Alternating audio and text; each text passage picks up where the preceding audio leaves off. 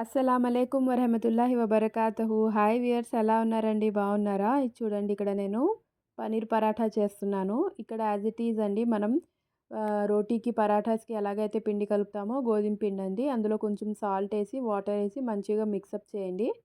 దీనికి ఒక 1 spoon oil వేసి పైనుంచి లిడ్ పెట్టి ఒక హాఫ్ అన్ అవర్ మినిమం సైడ్లో పెట్టేయండి. దీంతో పరాఠాస్ చాలా మంచిగా సాఫ్ట్గా వస్తాయండి. ఇప్పుడు దీనికి కావాల్సిన స్టఫింగ్ రెడీ చేసుకుందామండి. ఒక కడాయి తీసుకొని అందులో ఒక స్పూన్ ఆయిల్ వేసి మీడియం సైజ్ ఆనియన్ ఏదైతే ఉందో అది మంచిగా కట్ చేసి ఫైన్గా అది గ్రీన్ చిల్లీస్ యాడ్ చేయండి.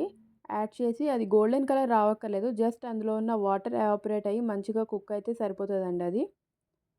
ఇప్పుడు ఇందులో టమాటో కూడా యాడ్ చేయండి, మీడియం సైజు. ఇప్పుడు సాల్ట్, రెడ్ చిల్లీ పౌడర్, ధనియా పౌడర్ యాడ్ చేయండి. నేను ఇక్కడ 600 గ్రామ్స్ పన్నీర్ తీసుకున్నానండి. పన్నీర్ ఏదైతే ఉందో దాన్ని మంచిగా గ్రేట్ చేసి సైడ్లో పెట్టాను. ఆ పన్నీర్ కూడా ఇప్పుడు యాడ్ చేయండి ఇందులో. పన్నీర్ యాడ్ చేసినాక ఆ పన్నీర్లో ఉన్న ఎక్సెస్ వాటర్ బయటకు వస్తుందండి. ఆ వాటర్ అంతా మంచిగా డ్రై అయ్యేంత వరకు కుక్ చేయండి. పన్నీర్లో వాటర్ ఉంటే ఏమవుతుందంటే మనం పరాఠా చేసినప్పుడు ప్రెస్ చేస్తాం కదా ఫిల్ చేసి, అప్పుడు ఎక్సెస్ వాటర్ ఏమైనా ఉంటే పరాఠా బ్రేక్ అవుతూ ఉంటాయండి, స్టిక్కీగా తగులుతూ ఉంటాయి. సో అందుకని చెప్పి వాటర్ ఏదైతే ఉందో అది అంతా మంచిగా ఇక్కడే డ్రై అయ్యేంత వరకు కుక్ చేయండి ఇలాగా.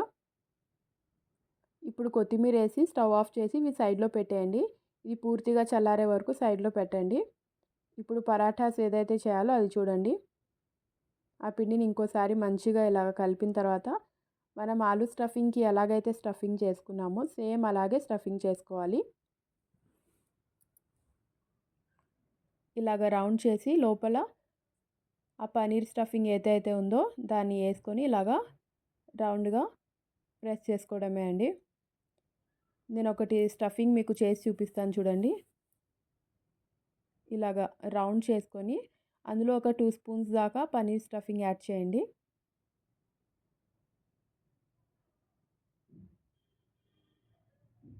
ఇలాగ ఫిల్ చేయండి.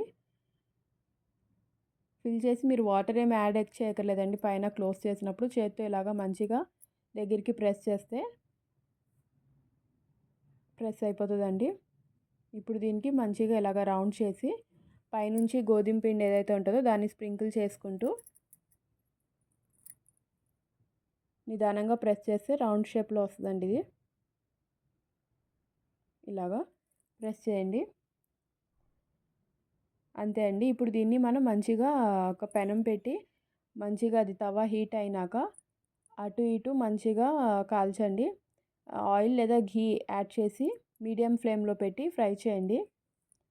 మీరు నార్మల్గా వింటర్స్లోనే కదండి మనం పరాఠాస్ అవి ఎక్కువగా తింటాము.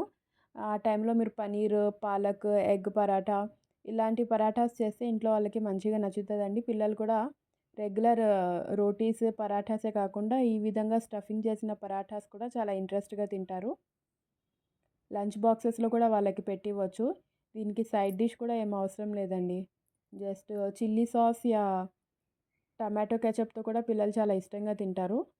ఆ సైడ్ ఏం డిష్ లేకపోయినా సరే మంచిగా టేస్టీగా ఉంటాయి. క్రిస్పీగా కూడా ఉంటాయండి పరాఠాస్ చాలా. ఇలాగా మంచిగా అన్నీ ఫ్రై చేసుకోండి. ఈ పరాఠాస్ వేడివేడిగా తింటే చాలా టేస్టీగా ఉంటాయండి.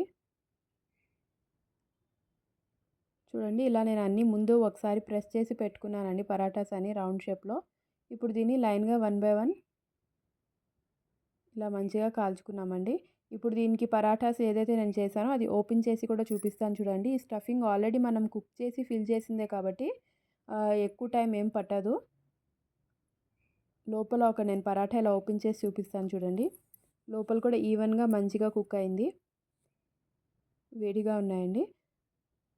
ఎస్, మీరు ఒకసారి ఇలా ట్రై చేసి ఇంట్లో వాళ్ళకి నచ్చింది ఎలా నచ్చింది అనేది నాకు కామెంట్ సెక్షన్లో చెప్పండి. అల్లా హాఫీజ్.